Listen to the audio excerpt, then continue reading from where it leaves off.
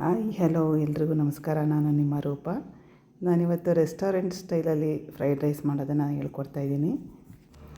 ಇದು ಸೇಮ್ ಹೋಟೆಲ್ಗಳಲ್ಲಿ ಏನು ಟೇಸ್ಟ್ ಇರುತ್ತೆ ಅದೇ ಟೇಸ್ಟನ್ನೇ ಕೊಡುತ್ತೆ ನಿಮಗೆ. ಒಂದು ಸಲ ಟ್ರೈ ಮಾಡಿ, ನೀವು ತುಂಬ ಚೆನ್ನಾಗಿ ಬರುತ್ತೆ. ಹಾಗೆಯೇ ಯಾರೆಲ್ಲ ನನ್ನ ಚಾನಲ್ ನೋಡ್ತಾ ಇದ್ದೀರಾ ಪ್ಲೀಸ್ ಸಬ್ಸ್ಕ್ರೈಬ್ ಮಾಡ್ಕೊಂಡು ನೋಡಿ. ನಿಮ್ಮ ಫ್ರೆಂಡ್ಸ್ಗೆ ರಿಲೇಟಿವ್ಸ್ಗೆ ಶೇರ್ ಮಾಡಿ, ಲೈಕ್ ಮಾಡಿ, ಕಮೆಂಟ್ ಮಾಡಿ. ಬನ್ನಿ ಈಗ ಹೇಗೆ ಮಾಡೋದು ಅಂತ ತೋರಿಸ್ತೀನಿ. ನಾನು ಫ್ರೈಡ್ ರೈಸ್ಗೆ ಬಾಸುಮತಿ ರೈಸನ್ನು ಬಳಸ್ತಾಯಿದ್ದೀನಿ.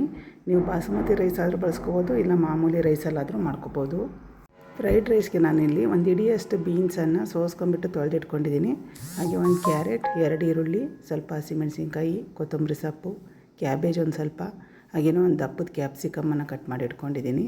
ತರಕಾರಿನೆಲ್ಲ ತೆಳ್ಳಗೆ ಉದ್ದುದಕ್ಕೆ ನಾವು ಕಟ್ ಮಾಡ್ಕೋಬೇಕಾಗತ್ತೆ. ಫ್ರೈಡ್ ರೈಸ್ಗೆ ಸಣ್ಣದಾಗೂ ಸಹ ಕಟ್ ಮಾಡ್ಕೋಬೋದು, ನಿಮ್ಗೆ ಹೇಗೆ ಬೇಕೋ ಹಾಗೆ ನೀವು ಕಟ್ ಮಾಡ್ಕೊಳ್ಳಿ.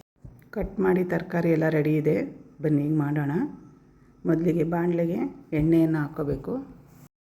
ಈಗ ಒಂದು 3 ಟೇಬಲ್ ಸ್ಪೂನಷ್ಟು ನಾನು ಎಣ್ಣೆಯನ್ನು ಹಾಕ್ತಾಯಿದ್ದೀನಿ.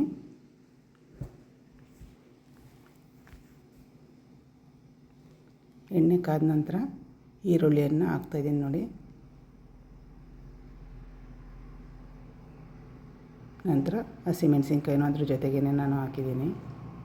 ಈಗ ಅದನ್ನು ಸ್ವಲ್ಪ ಬಾಡಿಸ್ಕೋಬೇಕು. ಈರುಳ್ಳಿ ಎಲ್ಲ ಬೇಯ್ತಾ ಇದೆ. ಆ ಕಡೆ ಇನ್ನೊಂದು ಪಾತ್ರೆಯಲ್ಲಿ ನಾನು ನೀರನ್ನು ಕಾಯೋದಕ್ಕೆ ಇಟ್ಟಿದ್ದೀನಿ. ಹಾಗೆಯೇ ಬಾಸುಮತಿ ರೈಸನ್ನು ನೆನೆಯೋದಕ್ಕೂ ಸಹ ಇಟ್ಟಿದ್ದೀನಿ. ನಾನು ಅರ್ಧ kg ಬಾಸುಮತಿ ರೈಸ್ಗೆ ಮಾಡ್ತಾಯಿದ್ದೀನಿ ಇವತ್ತು. ನೋಡಿ, ಆ ಕಡೆ ನೀರು ಕಾದಿದೆಯಲ್ಲ, ಬಾಸುಮತಿ ರೈಸನ್ನು ಅದಕ್ಕೆ ಸೇರಿಸ್ತಾ ಇದ್ದೀನಿ.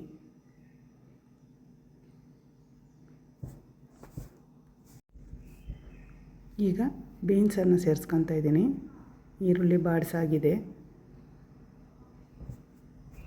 ಇದೇ ರೀತಿಯಾಗಿ ಒಂದೊಂದೇ ತರಕಾರಿಯನ್ನು ನಾವು ಸೇರಿಸ್ತಾ ಬಾಡಿಸ್ತಾ ಹೋಗಬೇಕು. ಈಗ ಒಂದು 3/4 ಸ್ಪೂನಷ್ಟು ಬೆಳ್ಳುಳ್ಳಿ ಶುಂಠಿ ಪೇಸ್ಟನ್ನು ಹಾಕಿದ್ದೀನಿ. ಅದನ್ನು ಹಾಕ್ಬಿಟ್ಟು ಹಸಿ ವಾಸನೆ ಹೋಗೋವರೆಗೂ ಅದನ್ನು ಬಾಡಿಸ್ಕೋಬೇಕು. ಈ ಕ್ಯಾರೆಟನ್ನು ಹಾಕ್ತಾಯಿದ್ದೀನಿ ನೋಡಿ. ಕ್ಯಾಪ್ಸಿಕಮ್ಮು, ಕ್ಯಾಬೇಜ್ ಎಲ್ಲ ಬೇಗನೆ ಬೆಂದ್ಬಿಡುತ್ತೆ. ಸೊ ಹಾಗಾಗಿ ಬೀನ್ಸು, ಕ್ಯಾರೆಟನ್ನು ಫಸ್ಟ್ ಬೇಯಿಸ್ಕೋಬೇಕು. ಸ್ವಲ್ಪ ತುಂಬ ಜಾಸ್ತಿನೂ ಬೇಯಿಸ್ಕೋಬಾರ್ದು, ಅದು ಕ್ರಂಚಿಯಾಗಿದ್ರೇ ಚೆನ್ನಾಗಿರುತ್ತೆ ಫ್ರೈಡ್ ರೈಸಲ್ಲಿ. ಈಗ 1.5 ಚಮಚದಷ್ಟು ನಾನು ಉಪ್ಪನ್ನು ಹಾಕ್ತಾಯಿದ್ದೀನಿ. ಆ ಕಡೆ ರೈಸ್ಗೂ ಸಹ ನಾನು ಹಾಕ್ಬಿಟ್ಟು ಬೇಯೋದಕ್ಕೆ ಇಟ್ಟಿರೋದ್ರಿಂದ ಉಪ್ಪನ್ನು ನೋಡಿ ಸೇರಿಸ್ಕೋಬೇಕು. ಉಪ್ಪನ್ನು ಸೇರಿಸಿ ಸ್ವಲ್ಪ ಬಾಡಿಸ್ಕೊಂಡ ನಂತರ ಕ್ಯಾಪ್ಸಿಕಮನ್ನು ಹಾಕ್ತಾಯಿದ್ದೀನಿ. ಇದೇ ರೀತಿ ಎಲ್ಲ ತರಕಾರಿಯನ್ನು ನಾವು ಸೇರಿಸ್ಕೊಂಡು ಬೇಯಿಸ್ಕೋಬೇಕು. ಈಗ ಪೆಪ್ಪರ್ ಪೌಡ್ರನ್ನು ಹಾಕ್ತಾಯಿದ್ದೀನಿ ನೋಡಿ. 1 ಸ್ಪೂನಷ್ಟು ಪೆಪ್ಪರ್ ಪೌಡ್ರನ್ನ ಹಾಕಿದ್ದೀನಿ.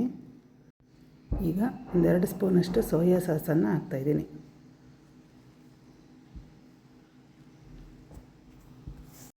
ಸ್ವಲ್ಪ ಚಿಲ್ಲಿ ಸಾಸ್,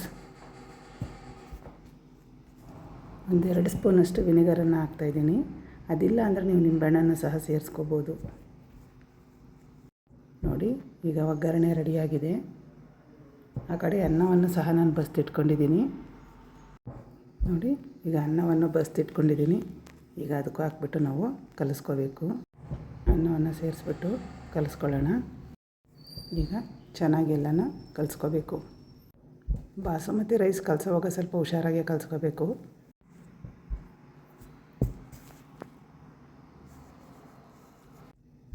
ನೋಡಿ, ಕಲಸಾಗಿದೆ. ಈಗ ಮೇಲೆ ಕೊತ್ತಂಬರಿ ಸೊಪ್ಪನ್ನು ಹಾಕ್ಕೋಬೇಕು. ನೀವು ಮೇಲ್ಗಡೆ ಸ್ವಲ್ಪ ಹಸಿ ಈರುಳ್ಳಿ, ಸ್ಪ್ರಿಂಗ್ ಆನಿಯನ್ ಇದ್ದರೆ ಅದನ್ನು ಸಹ ಸೇರಿಸ್ಕೋಬೋದು.